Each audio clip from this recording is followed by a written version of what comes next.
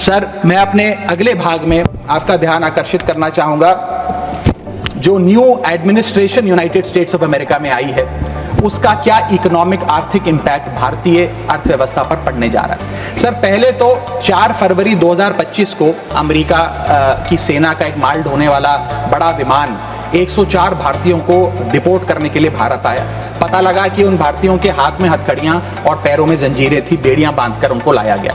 बताया जा रहा है कि 7,25,000 ऐसे लोग हैं जो बिना दस्तावेज के भारतीय प्रवासी वहां रह रहे हैं, जिनको अब एक एक कर अमेरिका भारत वापस भेजने जा रहा है। सर, हम चले तो विश्व गुरु बनने थे, वहां अमेरिका ने अपनी मिलिट्री लगाकर हजारों लोगों को डिपोर्ट करना शुरू कर दिया है। मैंने सर किसी बांग्लादेश, पाकिस्तान या श्रीलंका के नागरिक को डिपोर्ट होने की खबर तो नहीं पड़ी, लेकिन भारतीयों के साथ जो अमानवीयता हुई वो जरूर उसकी खबर पड़ी।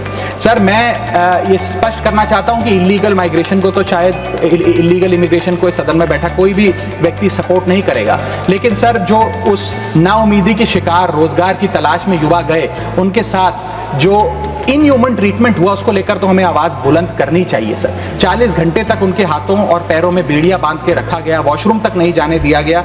सर, इसको लेकर मुझे लगता है शायद इस देश के हर नागरिक का खून खौलता होगा। उसी के सामने, इसी एग्जाम्पल के सामने हमारे पास एक और एग्जाम्पल है। इस दुनिया का एक बहुत छोटा सा देश है सर, कोलंबिया।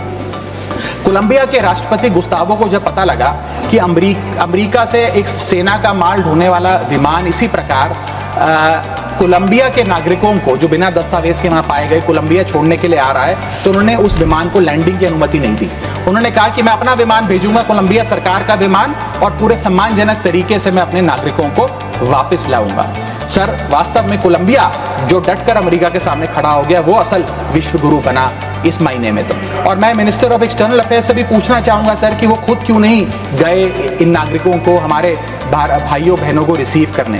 क्यों हमने जहाज नहीं भेजा, अपना भारतीय वायुसेना का जहाज उनको वापस लाने के लिए। और जब हमारे पास पहले से ही सूची थी कि इन 104 भारतीयों को डिपोर्ट किया जा रहा है, तो हमने इसके खिलाफ प्रोटेस्ट क्यों नहीं किया? क्या अमेरिकी दूतावास से किसी को बुलाया, किसी से चर्चा करी, अपना विरोध दर्ज कराया? और अंत में सर, गुजरात, उत्तर प्रदेश, महाराष्ट्र, पंजाब और हरियाणा, इन तमाम राज्यों के ये लोग थे जो आए, लेकिन प्लेन को न जाने किस कारणवश अमृतसर में उतारा गया। मैं चाहूंगा इस विषय पर भी, इस स्ट्रैटेजिक डिसीजन पर भी माननीय विदेश मंत्री जी ध्यान आकर्षित करें सदन का। सर, क्या आपने कभी सुना है कि स्विट्जरलैंड का कोई नागरिक, डेनमार्क का कोई नागरिक, ब्रिटेन का कोई नागरिक, नीदरलैंड का कोई नागरिक डंकी रूट के माध्यम से अमेरिका गया हो नौकरी की तलाश में? नहीं सुना होगा सर।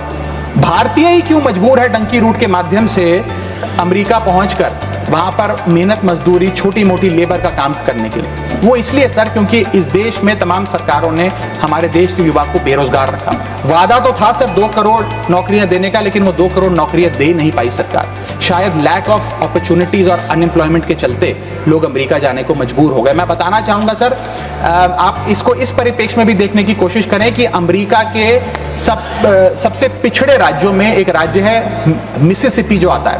मिसिसिपी राज्य में अमेरिका की सबसे लोएस्ट पर कैपिटा इनकम है। मिसिसिपी की भी लोएस्ट पर कैपिटा इनकम $48,000 प्रति वर्ष है।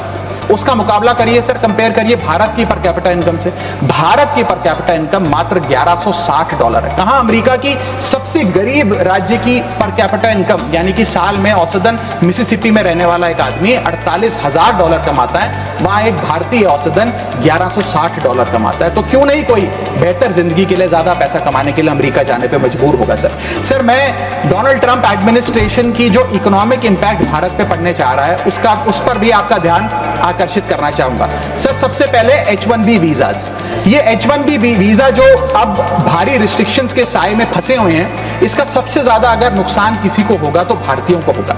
सर, वर्ष 2023 में 3,86,000 H1B वीजा एप्लीकेशन अमेरिकी सरकार को आई, जिसमें से 72% एप्लीकेशन भारतीयों की थी। यानी कि अगर H1B मुश्किल होगा तो सबसे ज्यादा मार भारत के स्किल्ड लोगों को पड़ेगी। दूसरा, स्ट्रिक्टर H1B वीजा।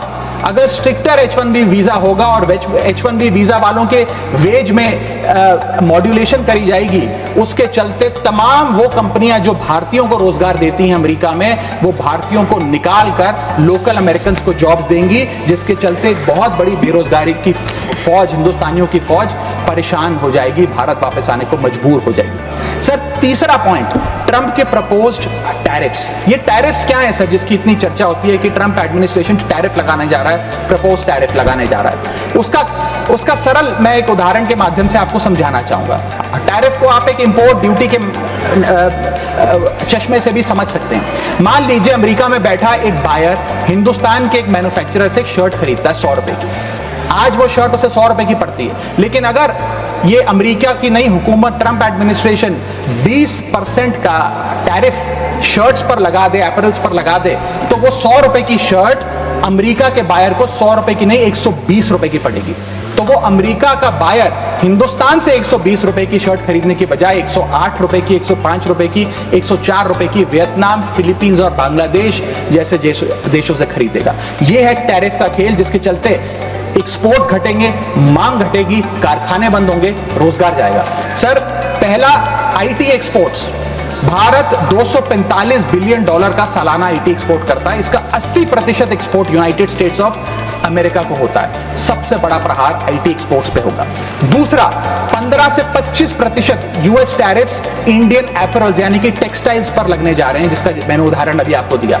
इसके चलते कॉस्ट एडवांटेज भारतीय मैन्युफैक्चरर्स की घट जाएगी, सोर्सिंग और बाइंग हिंदुस्तान से बंद हो जाएगी और करीब करीब एस्टिमेट्स बताते हैं 2 मिलियन जॉब्स भारत की टेक्सटाइल और गारमेंट इंडस्ट्री की बंद हो जाएगी, जिसमें मेरे लुधियाने, पंजाब से लुधियाने में बहुत सारे टेक्सटाइल हब्स हैं, तमिलनाडु में है, गुजरात में, उनको सबको खामियाजा भुगतना पड़ेगा। सर इसके साथ साथ propose tariffs on Indian pharmaceuticals Donald Trump administration लगाने जा रही है। आज जितने भी pharmaceutical products, generic drugs, generic दवाइयां भारत यूएस को एक्सपोर्ट करता है, उन सब पर यह इंपोर्ट ड्यूटी लग जाएगी।